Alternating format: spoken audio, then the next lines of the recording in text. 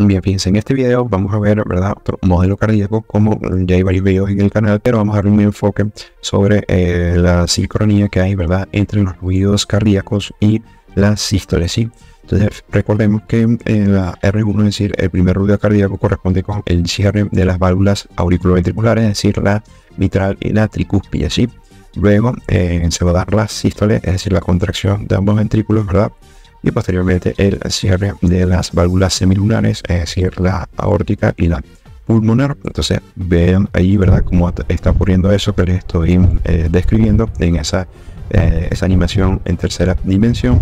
Y por eso es muy importante, ¿verdad?, al momento de que estemos con el estetoscopio, ¿sí?, ocultando el examen físico de los focos cardíacos del paciente, con la mano no dominante, ¿verdad?, tomar el punto a nivel radial, de tal manera de que podamos constatar esa sincronía que hay en todos estos eventos que estamos viendo. Bien, y recordemos que ahí están los soplos, ¿verdad?, que ya es patología,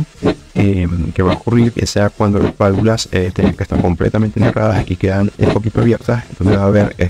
devolución o regurgitación de sangre, o por el contrario, cuando tenían que estar plenamente abiertas y quedan un poquito cerradas, también va a aparecer algo de ruido, pero eso lo podemos dejar ya para otro video.